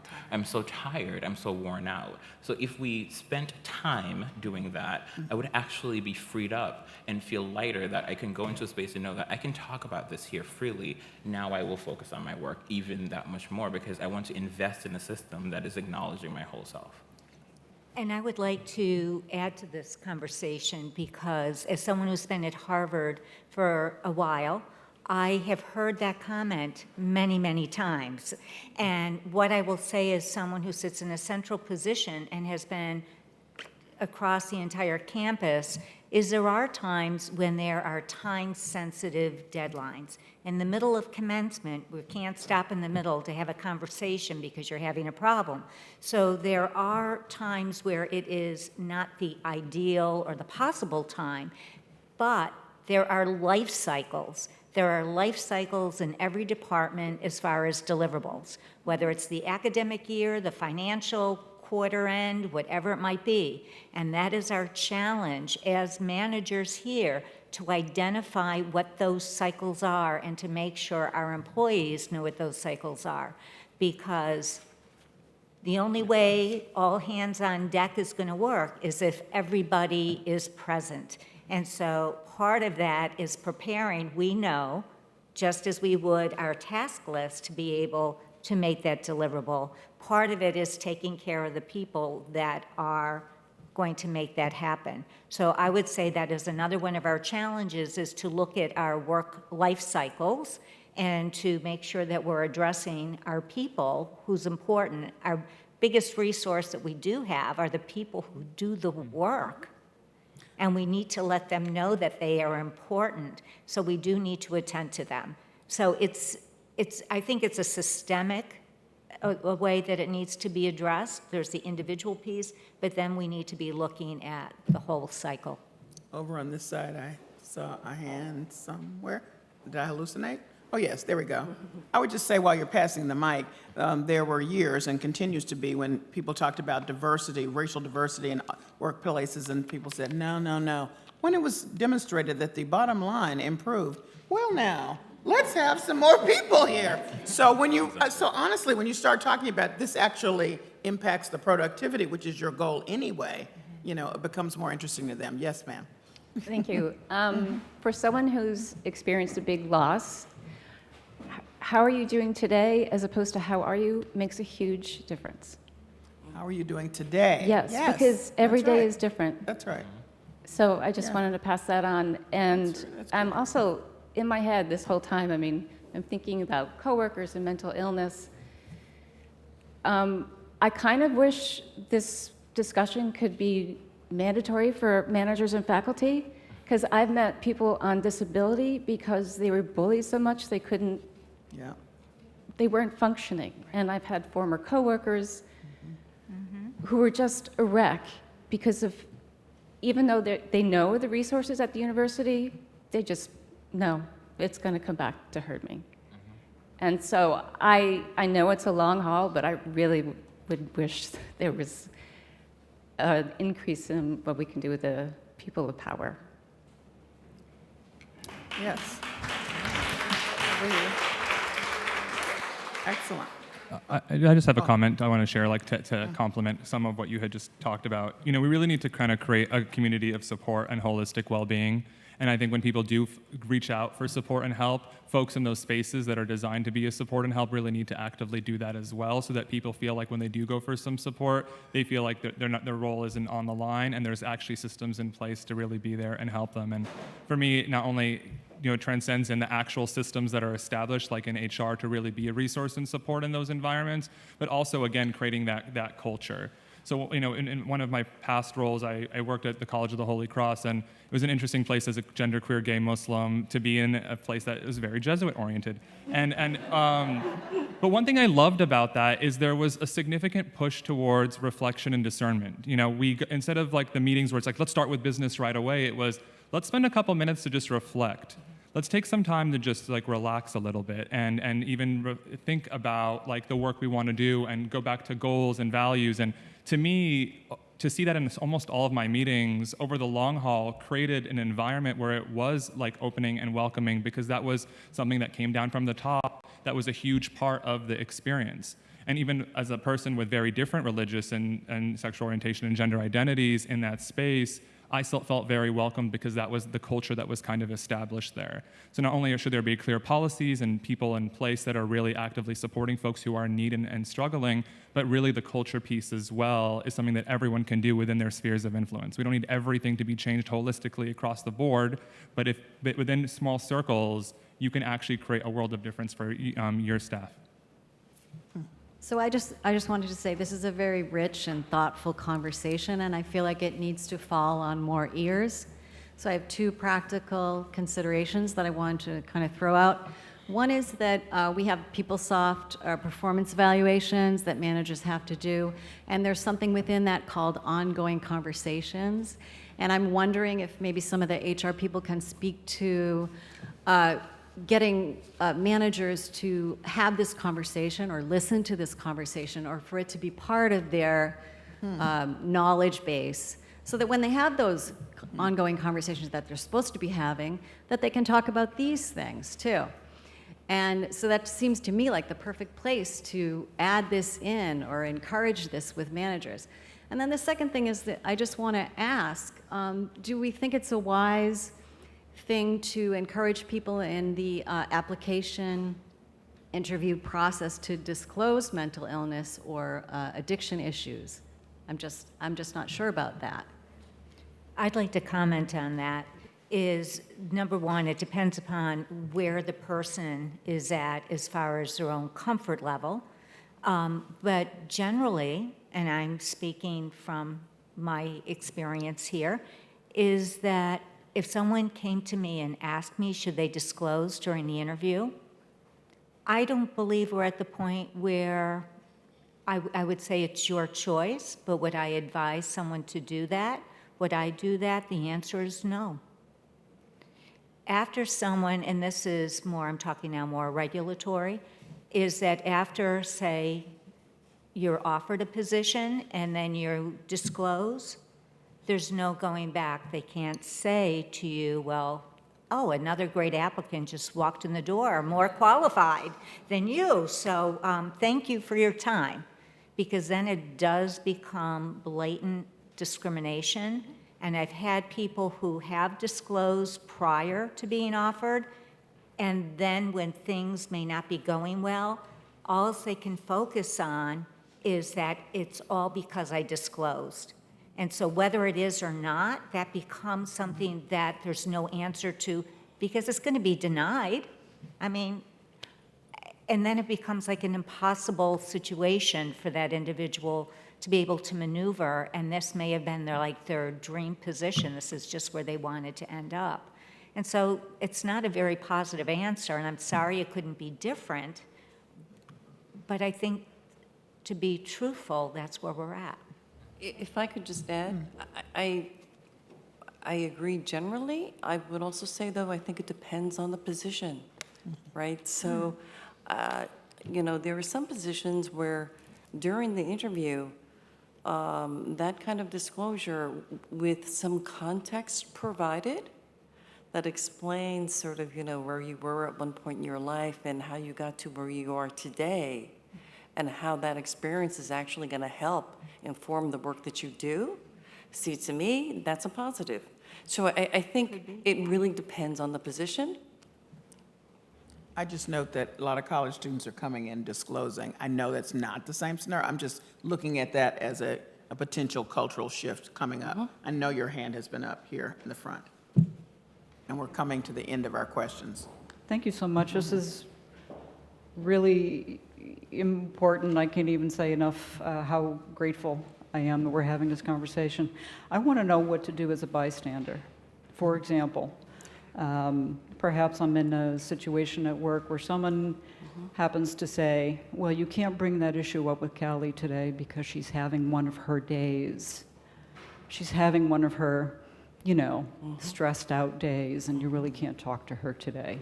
So how, as a bystander, as an ally, how do I react to that? And I ask for two reasons. One, it's very possible this person has their own issues and is putting up a wall. They don't want anyone to know that they're having their own issues, so they're already putting up their defenses. Number two, I don't want to shut down that conversation. So if I say something that I'm likely to say, because I can be a smart mouth, then I might be ending that conversation, and they may not come to me as a resource in the future. So how do I approach that? How do I react to that? How do I, as a bystander, be an ally for the person that is going through this? That's an excellent question. I feel like the way you're speaking, you would probably be the one to jump in and acknowledge and say something and be a part of the cultural shift that we're talking about. The climate is to allow those things sometimes to go unaddressed. But what we know is it's not okay, and it kind of feeds off of itself. I think addressing it in, in a way that I've heard a couple of times throughout the panel, whether it's in written language or in spoken language, how much that matters, and bringing it to the people that you work with and saying, I know you know our values in the workplace. I want to share with you my values, and what I heard made me uncomfortable, or what I heard, I'm not sure what you insinuated by, by saying that, but I think kind of, again, I call this with students at courageous conversations. It's uncomfortable, and the right conversation can be the same thing. So I think just taking a leap and trusting and bringing it to, whoever's attention who might be a part of some of the things I hear, the big asks to continue this conversation, that it's part of training opportunities. It's part of an ongoing discussion we should have. So one thing that I could share, like as a small tip, well, two parts. One, for folks have any financial resources or your managers encouraging folks to maybe even attend a facilitator's training for the mental health first aid program. I serve as a facilitator, and to me that is really an incredible way to do train the trainer type of education that you can really bring back to your team. And we use in this space like an acronym we refer to as ALGE that I just hope that I can kind of share out to you all. And it's really kind of approaching, which is really acknowledging the risk, assisting, and being able to ask the question. The L is really listening non-judgmentally, which is a huge component of that. G, which is really reassurance and information, which is about the resources that are available. And then the E really is encourage on two parts. One, professional support and help, and also self-help as well. And the basis of the education and the resources that they provide is really about how to be able to engage in these types of conversations and be able to really become an active bystander in supporting your community. And the more folks that are kind of trained in those areas, the better we can make education like mental health as common as what would be like CPR training. Yeah. And I think another part of it is to offer curiosity. Just wonder what the person meant. That's interesting. And then pull the person in and wonder what they meant. Recognizing that there may be a pushback from you. And then I think naming intent and impact instead of intent versus impact.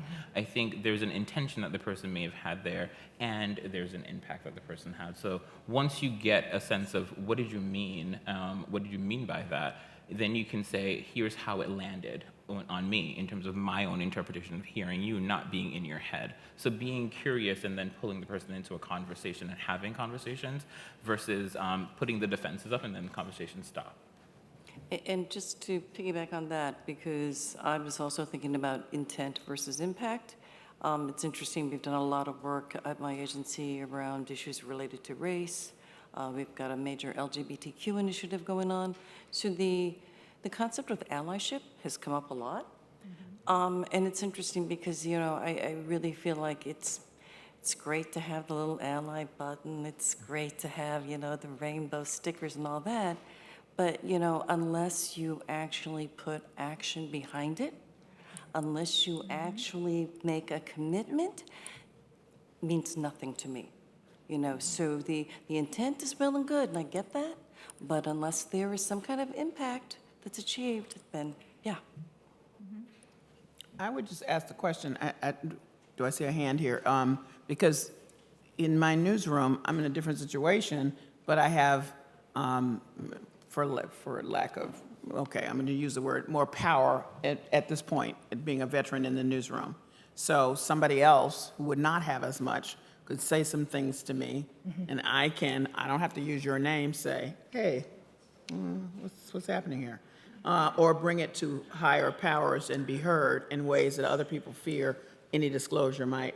So I don't know if that helps at all in any way. It seems to in the situations I'm in, because it's coming from somebody. I mean, I'm not going to be yelling and screaming about something every day, so if I'm bringing it to you, something needs to be addressed here. And it's not even about me. Another hand?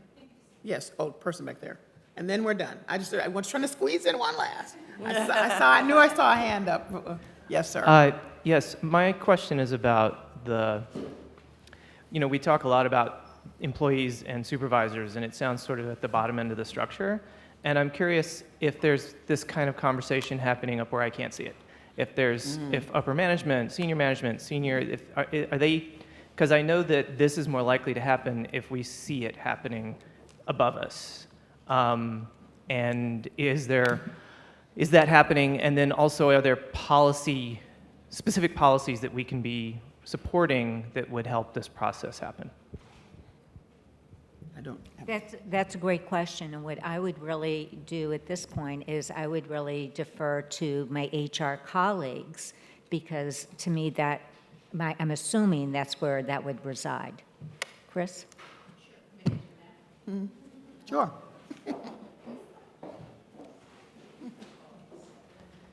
That is a great question. And I would say it's hard to know the extent to which it's happening, at least at FAS, because we are decentralized. So I believe it's happening, where I live at the senior levels, because we care a lot about the community that we're creating, and we care a lot about the experience here and inclusion and belonging. So I think so. I also think it's happening in other parts, is my sense, given the task force report on diversity, inclusion, and belonging of 2 years ago, and all the work that's been ongoing since then to figure out how to operationalize that. But I think it's going to take time, and I think it's at its beginning stages. But I think it's a combination of leadership setting the tone at the top that these things matter, and policies and behaviors will begin to change the culture. So it's begun, it's ongoing, and I believe there's more work to do. And before I hand it over to Chris Ciotti, I just want to thank my panelists. That's Courtney Jolly Loudermilk, Tafwana Hayes, Rami Hanna, Joy Connell, and Michelle Klopper.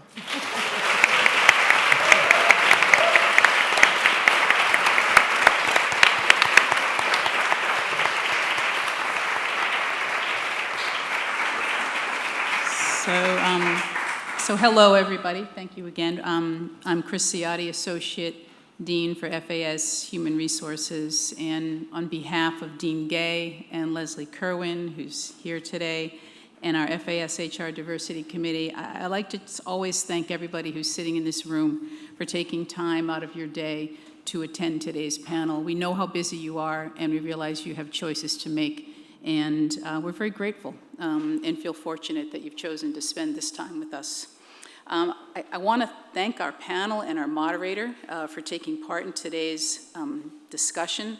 Tafawa, Michelle, Joy, Courtney, Rami, you each brought such a unique perspective on the importance of recognizing and helping us to address mental health at work, and to better understand that this is a dimension of diversity it's really often invisible. I don't think, what I've learned today is that this is a complicated and complex topic, and there's not going to be any one easy solution. But the fact that we are, as some people have already noted, having this conversation is maybe the most meaningful part of today, and it's something that will continue for us anyway. Callie, as always, your facilitation, it was just nothing short of phenomenal. Thank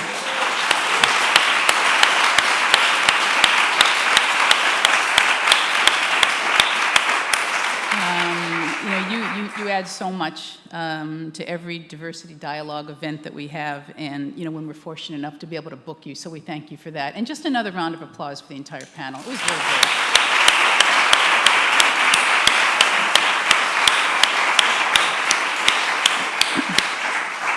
I would be bereft if I did not acknowledge my FAS HR colleagues, Andrea Kelton-Harris, whose really vision created today. It was her idea that this was something that we should be thinking about and talking about as part of the work that we do.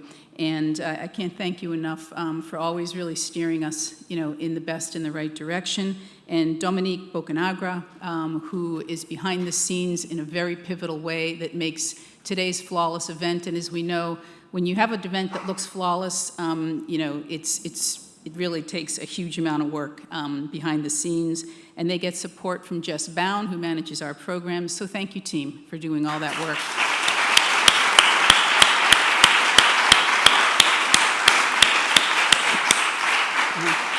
And we have tremendous help, as always, from the FAS HR colleagues who support today by volunteering to be at the event and helping everybody, find their seats and get what they need.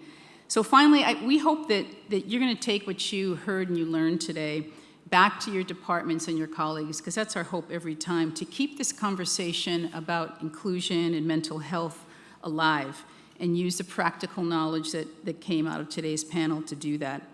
As our next academic year is just beginning, it's really an important time for us to think about our diverse FAS communities and, somebody said earlier, how we can truly support one another as we all belong to the same community.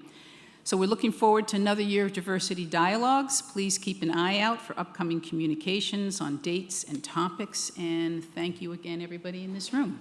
Go in peace.